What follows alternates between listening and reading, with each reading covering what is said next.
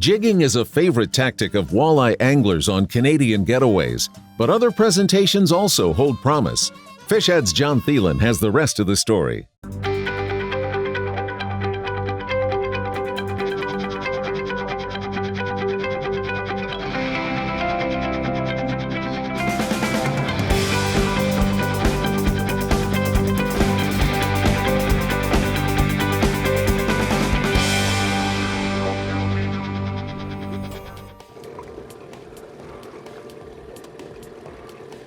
There he is. Yep, got him. Ooh, it feels like a good fish. We just got back out, went in, had some breakfast. I'm on a flying trip. We went out this morning and we shot a show jigging, and man, we wrecked them. Just wrecked them this morning jigging. It was awesome fishing. Just wanted to go out and catch them a different way this afternoon. Late morning, afternoon, call it what you like. So what we're gonna do, oh yeah, nice fish. Look at that. We're just fishing a different end of the lake.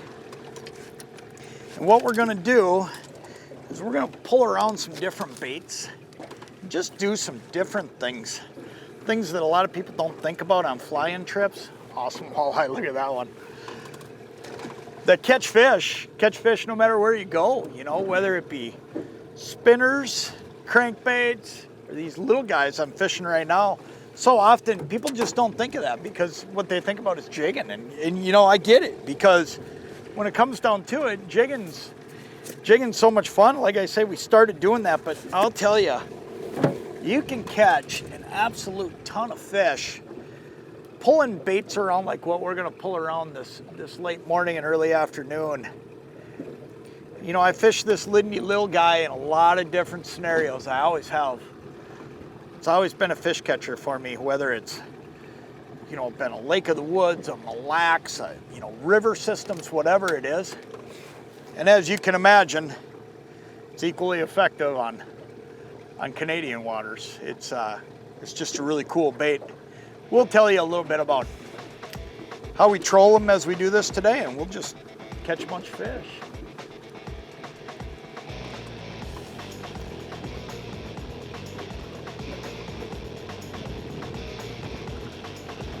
Here's one. There he is, just chewing on it. Huh. You know, just like when I'm in my big boat though, fishing these Lindy Lil'Guys, you really want to do what I just did there. You want to play a little bit of a tug of war with them, just like I just did. When that fish bit, don't feed them line. You want to make them eat their way up that crawler, and the way you do that is to just play a tug of war. Lower that rod tip a little bit to them, and that's fine, but don't put yourself in a position where you go slack on them, because when you do that, all of a sudden what you find out is a lot of times that fish will spit it. So you don't want to go slack, you just want to play a tug of war with them. Nice walleye, really good one. Look at that, awesome Canadian walleye. Perfect fish. Get a whole pile of these doing this up here. It's a little bit different fishing. I mean, that's awesome, ain't it? That's cool. Get out of here, buddy. The other thing to doing this is you're fishing crawlers. And you can bring crawlers across the border into Canada as long as you're bringing them in bedding. So ultimately, I can bring crawlers up here, save a little bit of money on bait, pick it up down in the States and bring it up. And you know what? That in itself saves me a little bit throughout my day. You can go through an awful lot of frozen minnows, I'll tell you that. When you're fishing, jigging minnow, I think a lot of times you can catch just as many fish doing what I'm doing here, fishing a crawler, pulling it behind one of these little guys, and man, I'll tell you, it's fun, because when they bite it, I mean, they bite it and they tug back. There's one. Got him. Right when I came by that little hump, there's a little hump that comes out here. You can see it on shore. There's a little rock ledge, and there's a lot of fish stacked up on here, but it's pretty important. Wow. I don't know what I got here. Obviously, where I'm fishing, there's big pike. But I would say this is just a good walleye. Just a walleye that was wound up when he hit it. It's good fish. It's pretty important to be right on these edges, though. And that speed is helping me do it. If I couldn't go this fast, I'll tell you what, it'd be tough. It'd be tough. This isn't the kind of wind where you could drift because it'd blow you right into shore. Look at this. Wow. If we got a walleye, it's a big walleye. A couple of years ago here on a trip for fun, we got into a pile of big pike right in this same area. So you just never know. I mean, when I say big pike, I'm talking 40 plus. There were a bunch of them. Every now and then, oh no, just a good walleye. Really nice walleye. Good fish. Look at that. Awesome walleye. Big fish. Really big fish. Got himself turned here. Let's see here. Pop that one out of him. Got himself turned coming in the net. Look at that. Awesome walleye. What a great fish. Man, that is cool.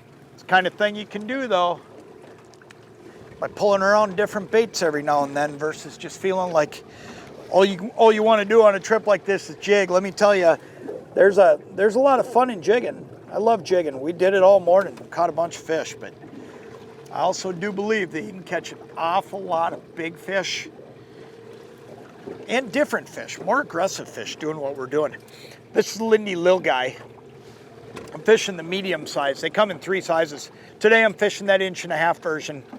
Great size, and what this does is it just runs along like this. But let me tell you something else that's so cool about this. Where I'm fishing, this is really rocky bottom, okay? So I'm using a bottom mouncer. I'm running 1.5 ounce bottom mouncer. Trying to stay at a 45-degree angle somewhere between 0.8 and 1.5 miles an hour, and I can stay, in that neighborhood with that 1.5 ounce. This body floats. So when you're fishing these snaggy areas, this is a better situation, or a better thing to use in this situation than a spinner. Because see, when you slow down, when the wind catches you, that spinner will drop into the bottom. This little guy will actually lift your bait a little bit. So ultimately, you're not gonna get snagged up. You're always in that fish zone because that body floats. Let's run back up. We'll just come right back through there again. There's so many fish stacked up right in this area that I think it makes sense to just keep fishing through it.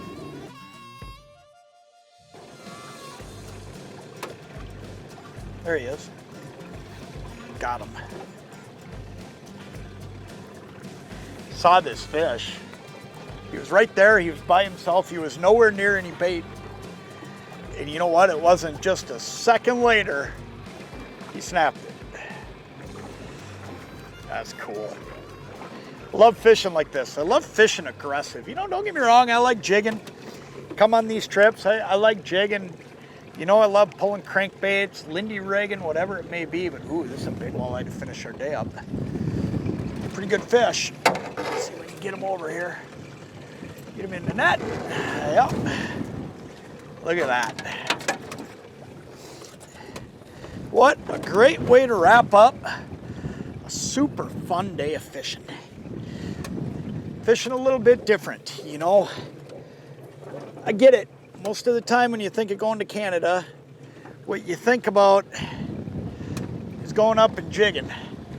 But man, you can do things a little bit different than that and have a lot of success and a lot of fun. So the next time you're planning that Canada trip, you're getting yourself ready to go, you're going to be fishing in a boat like this. Make sure you go in that big boat at home and dig out a few of those little guys that you're catching fish with on places like Mille Lacs, Winnie, Lake of the Woods, Vermilion, Winnebago, wherever it may be. Grab out some of those little guys, bring them with you, because I'll tell you what, it's a lot of fun. It's a different way to fish. You're going to catch just as many fish, and a lot of times you're going to get bigger fish too. Let's get this one out of here. What an awesome day.